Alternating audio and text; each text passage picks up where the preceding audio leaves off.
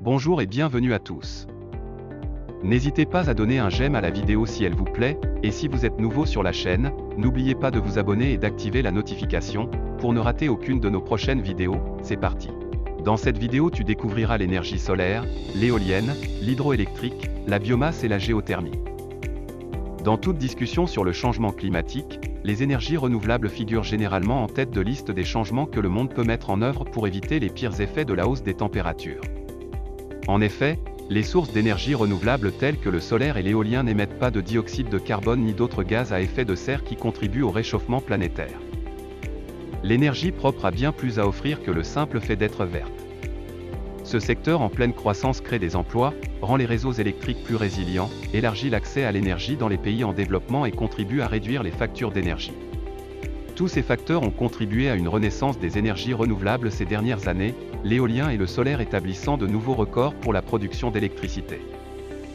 Au cours des 150 dernières années environ, l'homme s'est largement appuyé sur le charbon, le pétrole et d'autres combustibles fossiles pour alimenter toutes sortes d'appareils, des ampoules électriques aux voitures en passant par les usines. Les combustibles fossiles sont présents dans presque tout ce que nous faisons, par conséquent, les gaz à effet de serre émis par la combustion de ces combustibles ont atteint des niveaux historiquement élevés. Le réchauffement planétaire est l'un des symptômes du changement climatique, terme que les scientifiques préfèrent désormais pour décrire les changements complexes qui affectent les systèmes météorologiques et climatiques de notre planète. Le changement climatique englobe non seulement l'augmentation des températures moyennes, mais aussi les phénomènes météorologiques extrêmes, la modification des populations et des habitats de la faune et de la flore sauvage, la montée des eaux et toute une série d'autres incidences. Bien sûr, les énergies renouvelables, comme toute autre source d'énergie, ont leurs propres compromis et débats associés. L'un d'eux porte sur la définition de l'énergie renouvelable. À proprement parler, l'énergie renouvelable est exactement ce que l'on pourrait croire, elle est disponible en permanence ou, comme le dit l'Energy Information Administration américaine, virtuellement inépuisable. Mais renouvelable ne signifie pas nécessairement durable, comme l'affirment souvent les opposants à l'éthanol à base de maïs ou aux grands barrages hydroélectriques.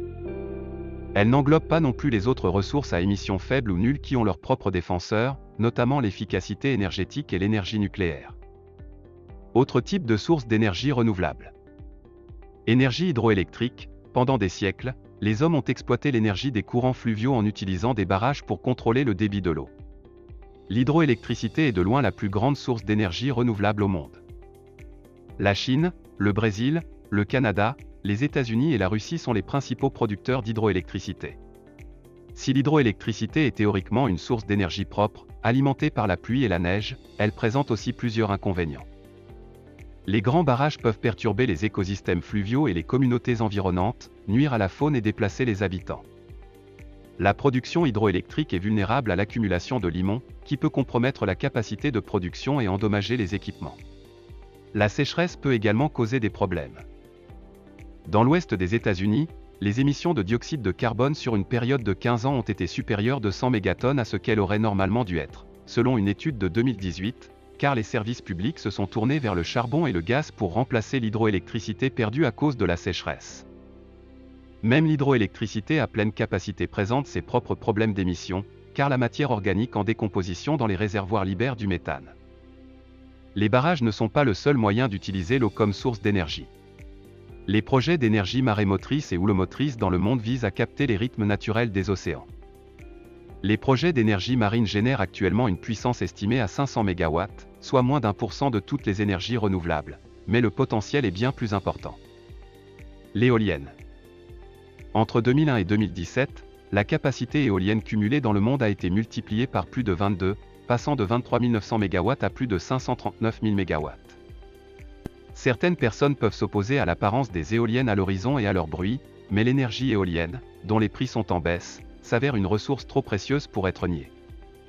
Alors que la plupart de l'énergie éolienne provient d'éoliennes terrestres, des projets offshore apparaissent également, principalement au Royaume-Uni et en Allemagne. Le premier parc éolien offshore américain a ouvert ses portes en 2016 à Rhode Island, et d'autres projets offshore prennent de l'ampleur. Un autre problème des éoliennes est qu'elles représentent un danger pour les oiseaux et les chauves-souris, tuant des centaines de milliers d'entre eux chaque année. Pas autant que les collisions avec les vitres et d'autres menaces comme la perte d'habitat et les espèces envahissantes, mais suffisamment pour que les ingénieurs travaillent sur des solutions pour les rendre plus sûrs pour la faune volante. Le solaire. Des toits des maisons aux fermes à grande échelle, l'énergie solaire est en train de remodeler les marchés de l'énergie dans le monde entier. Au cours de la décennie 2007 à 2017, la capacité énergétique totale installée dans le monde à partir de panneaux photovoltaïques a augmenté de 4300%. Outre les panneaux solaires, qui convertissent la lumière du soleil en électricité, les centrales solaires à concentration, CSP, utilisent des miroirs pour concentrer la chaleur du soleil et en tirer de l'énergie thermique. La Chine, le Japon et les États-Unis mènent la transformation solaire, mais le solaire a encore un long chemin à parcourir, ne représentant qu'environ 2% de l'électricité totale produite aux États-Unis en 2017. La biomasse. L'énergie de la biomasse comprend les biocarburants tels que l'éthanol et le biodiesel, le bois et les déchets de bois, le biogaz provenant des décharges et les déchets solides municipaux. Comme l'énergie solaire, la biomasse est une source d'énergie flexible, capable d'alimenter les véhicules, de chauffer les bâtiments et de produire de l'électricité. Mais la biomasse peut soulever des questions épineuses. Les détracteurs de l'éthanol à base de maïs, par exemple, affirment qu'il entre en concurrence avec le marché alimentaire du maïs et qu'il soutient les mêmes pratiques agricoles néfastes qui ont entraîné la prolifération d'algues toxiques et d'autres risques environnementaux. De même, des débats ont émergé sur la question de savoir si c'est une bonne idée d'expédier des granulés de bois des forêts américaines vers l'Europe afin qu'ils puissent être brûlés pour l'électricité. Pendant ce temps, les scientifiques et les entreprises travaillent sur des moyens de convertir plus efficacement les tiges de maïs, les boues d'épuration et d'autres sources de biomasse en énergie, dans le but d'extraire de la valeur de matériaux qui seraient autrement gaspillés. La géothermie. Utilisée depuis des milliers d'années dans certains pays pour la cuisine et le chauffage, l'énergie géothermique provient de la chaleur interne de la Terre. À grande échelle, des réservoirs souterrains de vapeur et d'eau chaude peuvent être exploités à travers des puits pouvant aller jusqu'à 1,5 km de profondeur pour produire de l'électricité. À plus petite échelle, certains bâtiments sont équipés de pompes à chaleur géothermique qui utilisent des différences de température à plusieurs pieds sous terre pour le chauffage et le refroidissement.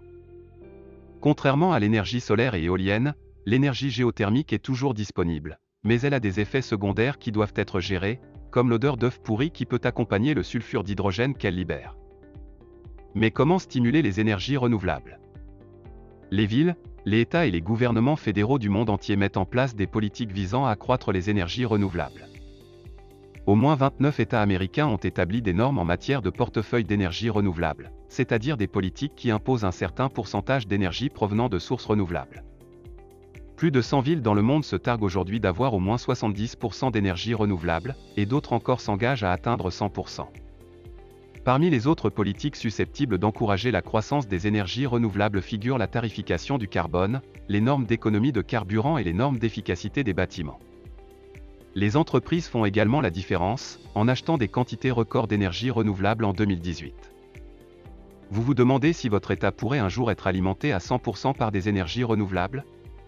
Peu importe où vous vivez, le scientifique Mark Jacobson pense que c'est possible.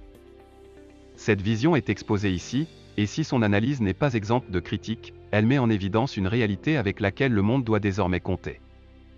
Même sans changement climatique, les combustibles fossiles sont une ressource limitée, et si nous voulons que notre bail sur la planète soit renouvelé, notre énergie devra être renouvelable.